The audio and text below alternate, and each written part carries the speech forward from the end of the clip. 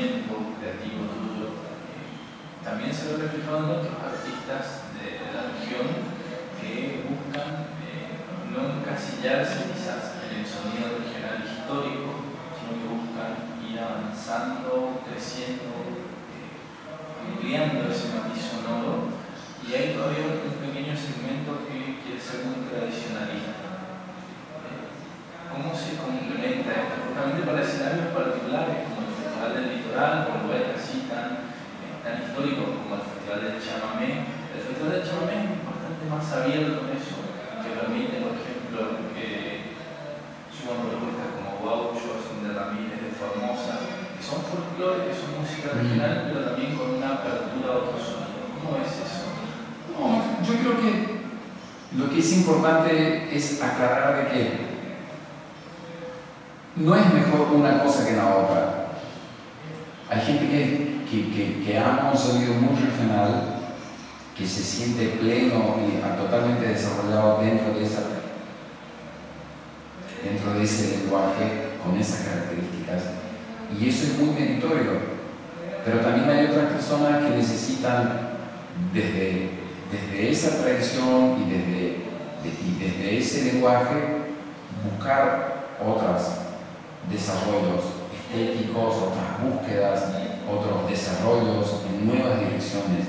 No es más meritorio el que trata de ampliar los límites que el que se queda en un sonido más tradicional. Ambos son legítimos, ambos tienen su valor, pero cada uno responde a las necesidades de cada una de las personas. Entonces, no quiere decir que es más meritorio mi trabajo porque todo el tiempo mis discos tienen una sonoridad que va en búsqueda de nuevos lugares, de nuevos instrumentos, de nuevas armonías, y un disco muy regional y muy local, muy de baile. Cada uno tiene su belleza y no es mejor una cosa que la otra. Lo que yo siento que los espacios públicos en los cuales uno toca música son espacios en los cuales naturalmente se podrían expresar todas esas formas, porque todas esas formas de alguna manera nos expresan a nosotros como comunidad. Entonces, particularmente lo que a mí me lleva a generar sonidos tan diferentes como de polka de mi tierra a chamamé crudo, de chamamé crudo a tarefero, de tarefero a puñalí, de puñalí a tierra colorada de Colón. O sea, han ido cambiando todos esos sonidos y de ahí a estas otras músicas. Es una necesidad personal, mi propia búsqueda de la belleza, tratar de encontrarme como compositor, tratar de desarrollar mi propio lenguaje y tratar de ser honesto con mis propias necesidades personales como, no quiero decir como artista, sino como músico popular y como compositor. Entonces, yo trato de ser fiel a esa búsqueda personal y trato de ser muy respetuoso a la hora de compartir esa búsqueda con la gente. Pero vuelvo a aclarar, no es que hay más mérito en esto y que lo tradicional está mal, que el tradicionalista siga en su línea, ¿no? Porque por otro lado es muy bello ver la bailanta y muy bello ver los músicos que tocan para que la gente baile, que es todo un arte tocar para que la gente baile, y es muy bello ver todas esas bailantas y esa gente que baila maravillosamente, porque yo arranqué en ese contexto en la expresión regional Chamanecero con la de Luis Suárez y con eso el programa de Canal 12, y cuando venía a tocar a los programas de chamamé al mediodía en radio, toqué muchas pistas de baile en Posada, en Galupá, en San José, en Apóstoles, en Mirasolo Corrientes. Es todo un arte ese terreno. Yo arranqué ahí, pero bueno, mi vida me fue llevando para otros lugares. Lo bueno es que nosotros aprendamos a disfrutar de los espacios, por ejemplo, el Festival del Litoral, y que nos dé la posibilidad de escucharnos y escuchar parte de nuestra historia contada desde un montón de perspectivas, o sea, desde Moni Encina hasta en su momento Chalo Jara, o Lalo Doreto, o Antonín Gómez y Gómez Florentín, o los hermanos Núñez, o Ramón Ayala, o José Ochoa, o Fabián Mesa, o los hermanos Brites. No sé, cada uno con su manera de entender la música y cada uno desde su lugar tratando de contar su propia historia. Entonces, y yo también, que hace 38 años que hago esto, tratando de compartir mi punto de vista y compartirlo con la gente. No, lo importante es que haya un espacio en el cual nos podamos expresar todos y que podamos hacer nuestro pequeño aporte en un espacio colectivo en donde cada uno cuenta su historia. O sea, a lo mejor hay lugares que son más flexibles y eso se da de una manera más natural y más amplia, hay otros lugares que no lo son tanto. Bueno, pero eso es un ejercicio que tenemos que aprender entre todos de cómo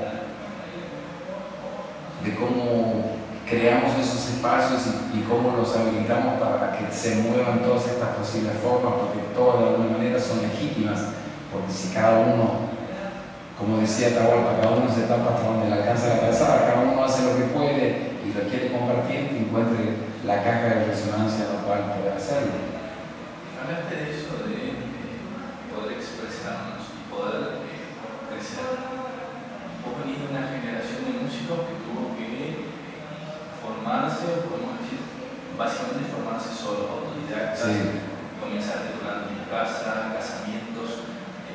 Ahora, hace un par de años que la oportunidad de compartir con los chicos que se están formando en academias, en misiones, algo impensado cuando éramos chicos, cuando éramos jóvenes. ¿Cómo es eso para el futuro de la música de misiones? No, eso es fundamental. Yo creo que es muy poco lo que hay y que creo que hay que poner mucha energía ahí, porque primero hay que poner energía en los niños y su relación con la música y con los instrumentos. No hay que pensar en los niños y la música creyendo de que si van a estudiar un instrumento es porque el día de mañana tienen que ser músicos.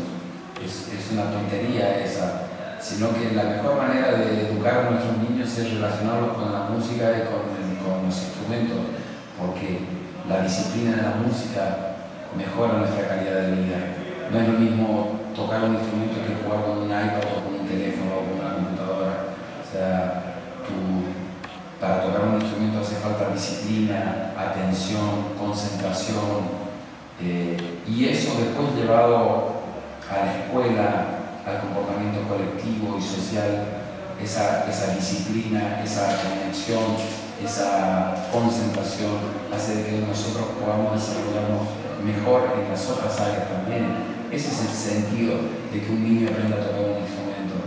No, ese es el sentido de las orquestas como la de los grillitos o los grillitos sinfónicos o también de cualquier tipo de música de transmisión oral que se aprende en las casas. Es una maravilla poder tener ese contacto con el sonido, con un piano, con una guitarra, con un acordeón, con un canto, con la percusión, con las artes plásticas, con cualquier cosa que pueda alimentar nuestro mundo emocional, nuestra sensibilidad, nuestro mundo anímico. Esto no es entretenimiento, es otra cosa. Y yo creo que es más que necesario eso y hay que poner mucha energía ahí. Y hay que aprovechar a los músicos que viven en la provincia, que son muy talentosos. No sé, un ejemplo de ellos son los Núñez. Juan Núñez, un músico sumamente talentoso y vive acá, lo tenemos cerca acá. Lo mismo su hermano de guitarra, que a poder aprovecharlos y darles espacio en los cuales puedan capacitar a los demás músicos, que puedan vertir toda su experiencia personal en desarrollar, y si estos músicos pueden poner ese conocimiento al servicio de la música regional y de contar lo que sucede en la provincia, mucho mejor. Entonces, me parece que hay que poner mucha energía ahí. Lo que hay es muy poco todavía. Es muy bello y es muy esperanzador, pero deberíamos acostumbrarnos de que haya mucho más. No sé, había un pianista argentino llamado el Mono Villegas, un pianista de jazz, y él decía: al pueblo argentino, pianos. decía, no al pueblo argentino salud, como en nuestro himno, sino al pueblo argentino piano. Deberíamos acostumbrarnos a que en todos los pueblos haya un piano de cola y de que haya un concierto y de que alguien toque esa música y que a la salida de nuestro trabajo, un viernes, un sábado a la tarde, un domingo a la tarde, ir con nuestra familia a un centro cultural y escuchar a alguien tocando Bach, Beethoven, Ramón Ayala, Luis Antonio